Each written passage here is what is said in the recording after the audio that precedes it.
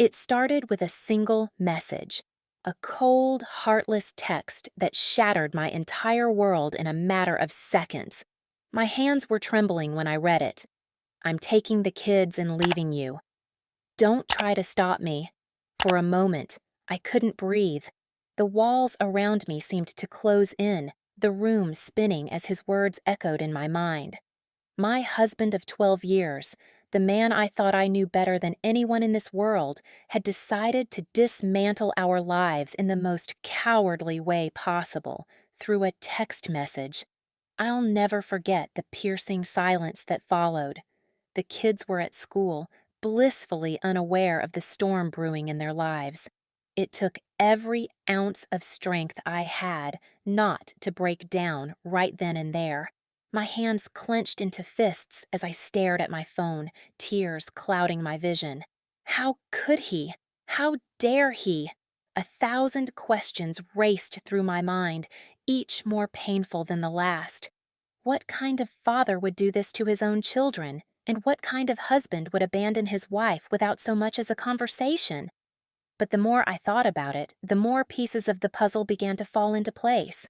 The late-night phone calls he would take outside, claiming they were work emergencies, the sudden, unexplained expenses on our joint account, the way he had been distant lately, avoiding eye contact and brushing off my attempts to connect.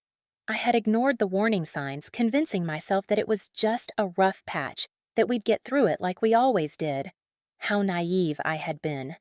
I didn't respond to his message right away.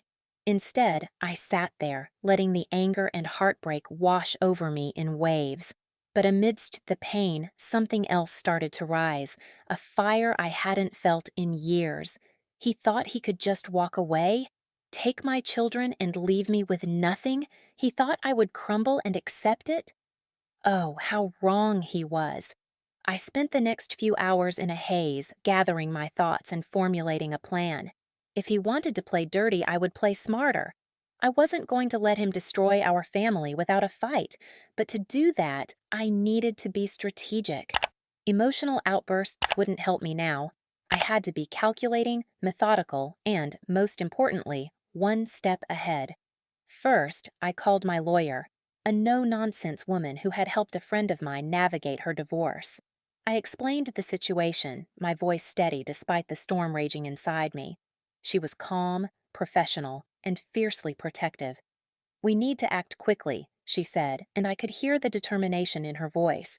"If he's planning to take the kids, we need to ensure your rights are protected." Next, I started gathering evidence.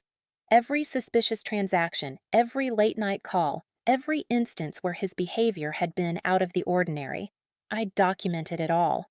I combed through bank statements, credit card bills, and even his social media accounts, looking for anything that could provide insight into his plans. And oh, did I find more than I bargained for. It turned out that my husband had been planning this for months. He had opened a separate bank account, funneling money out of our joint savings little by little. He had already rented an apartment in another city, complete with fully furnished bedrooms for the kids. And the most gut-wrenching discovery of all? He wasn't doing this alone. There was another woman, a colleague from work, someone he had introduced me to once as just a friend. The betrayal cut deeper than I thought possible, but it also steeled my resolve. If he thought I was going to roll over and let him get away with this, he had another thing coming. I knew I couldn't let on that I was aware of his plans. Any sign of resistance might make him act rashly, and I couldn't risk that, not with the kids involved. So, I played the part of the oblivious wife, responding to his message with a simple, "We need to talk. Please come home so we can discuss this face to face." He didn't reply. Typical. The next day, I received a call from the school. My husband had shown up during lunchtime, claiming there was a family emergency, and attempting to take the kids out early. Fortunately, the school policy required both parents' consent for such a move, and they refused to release the children without my approval. When they called to confirm, I calmly informed them that there was no emergency and that the kids should remain at school. I could only imagine the look on his face when they told him no. That evening, I sat down with the children and explained as gently as I could what was happening. I didn't go into too much detail, There was no need to burden them with the intricacies of adult betrayal, but I assured them that no matter what, I would fight for them. They were scared, confused, and hurt, but I promised them that we would get through this together. The next few weeks were a whirlwind of legal battles, tense phone calls, and sleepless nights. My lawyer worked tirelessly, filing for an emergency custody order and freezing our joint accounts to prevent him from siphoning off any more money. Meanwhile, I continued to play the part of the unsuspecting wife, all the while building my case against him. And then came the twist, the moment that would change everything.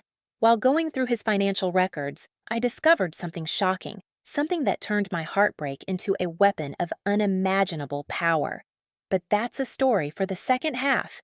Stay tuned because things are about to take an unexpected turn.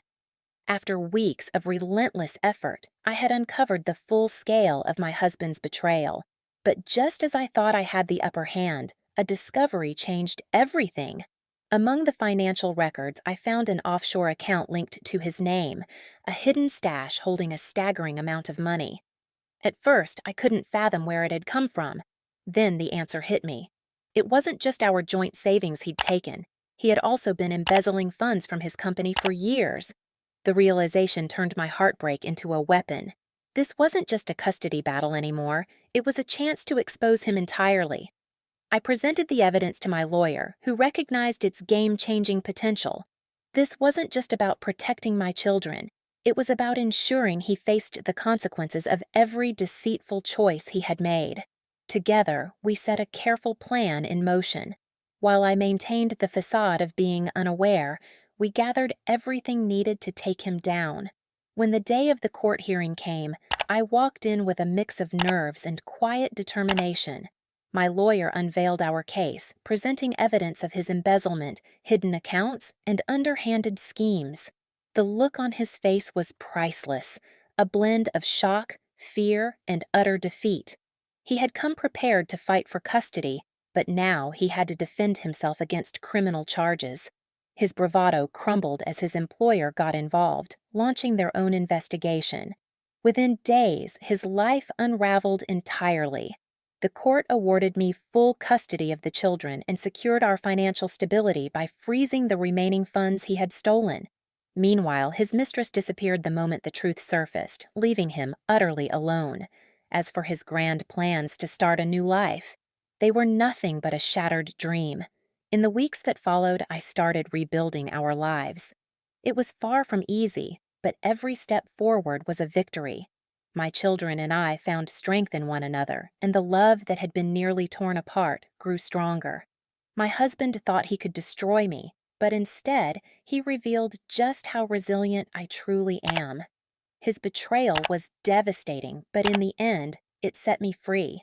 And now, my kids and I are living proof that even in the face of unimaginable pain, you can rise, rebuild, and come out stronger.